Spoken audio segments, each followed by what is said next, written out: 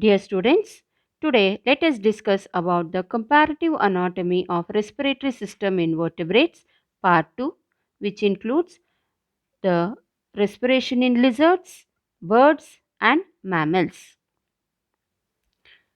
Firstly, let us begin with the respiratory system in reptiles. At no stage gills develop in reptiles and higher vertebrates. However, gill pouches appear in embryo.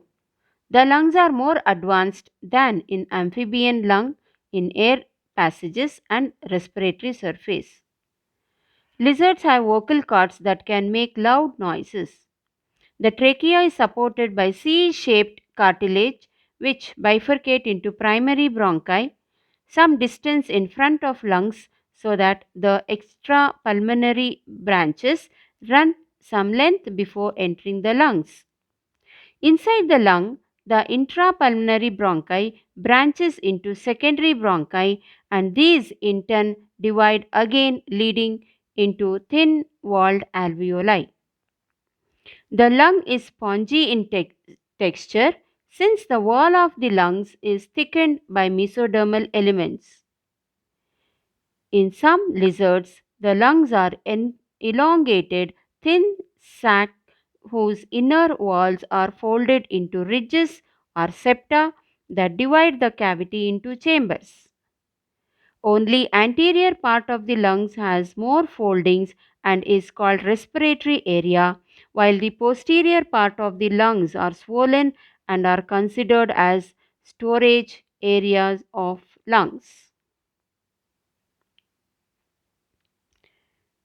Now, let us discuss about the respiratory organs in birds.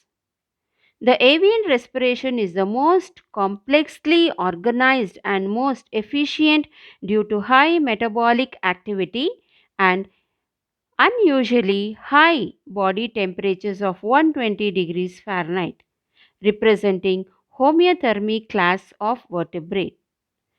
The system comprises of nostrils, glottis, larynx, trachea, syrinx and lungs with external air sacs. The posterior part of the buccal cavity is pharynx having a pair of internal nares on its roof, a single median eustachian or pharyngotympanic opening and the floor of the pharynx has the glottis leading into trachea. The pigeon trachea is as long as neck and the tracheal rings are bony and complete.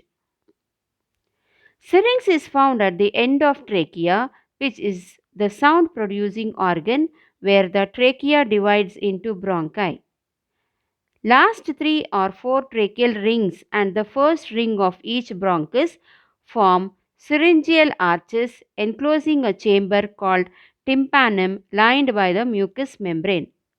A pair of tympanic membrane project into the cavity supported by a cartilage called pecillus.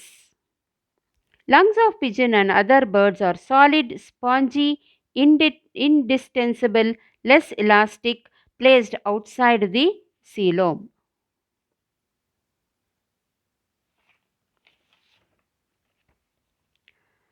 Associated with the lungs are air sacs seen at the end of secondary bronchial branches. You can see in the diagram different types of air sacs are seen.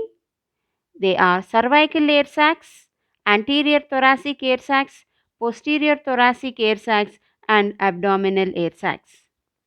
Cervical air sacs are a pair of small sacs arising anteriorly, one from each lung, extending anteriorly on either side of the neck region. They give off minor sacculus in the neck. Anterior thoracic sacs lie ventrally to the lungs in the anterior chest cavity close to the ribs. Posterior thoracic air sacs are a pair of small air sacs found in the posterior part of the thoracic cavity in front of the abdominal air sacs. Abdominal air sacs are paired elongated posterior air sacs arising from the posterior angle of each lung, found ventrally to the kidneys. Lung parenchyma has hexagonal units, each consisting of parabronchus, surrounded by air capillaries, which interlace and serve as respiratory membranes. There are no blood pouches or alveoli as seen in other tetrapods. Now, let us discuss about the respiratory organs in mammals. For example, man. The respiratory system comprises of the respiratory tract ending in respiratory organ and the lungs. The respiratory tract comprises of external nares, nasal chamber, glottis with epiglottis, larynx, trachea, lungs and diaphragm. The parts of the respiratory organs are external nares, nasal chamber, glottis and epiglottis, larynx and voice box. This is an expanded chamber at the top of the windpipe. Its wall is supported by four cartilages, that is, the thyroid, cricoid, and a pair of arytenoids. The thyroid is large, shield like supporting the larynx ventrally and laterally. Cricoids are cartilages which are found below thyroid and are broader dorsally but narrows ventrally. Cricoids are paired incurved small cartilages found on the dorsal side of larynx. Trachea and bronchi. From the larynx extends posteriorly a long tubular wide pipe or trachea beneath the esophagus. Dorsal to the heart, it bifurcates into two primary bronchi, each entering into the lung of its side. The trachea and two primary bronchi are supported by C-shaped cartilaginous rings that are incompletely dorsal. Coming to the lungs. The lungs lies in the pleural cavity, that is in the upper thoracic region, lined by peritoneum filled with pleural fluid. The lungs are pinkish colored, spongy, soft, elastic, highly vascular organs.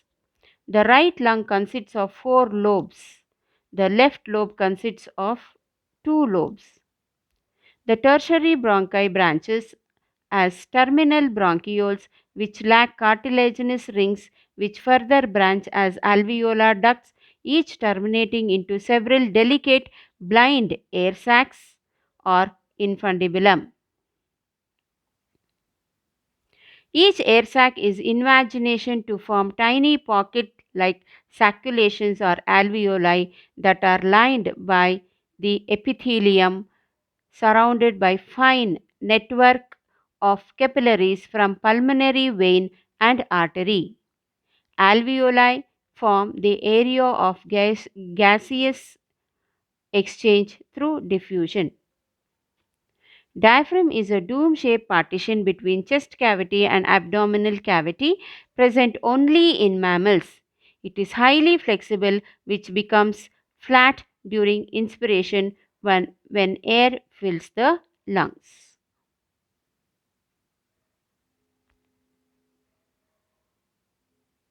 Thank you, students.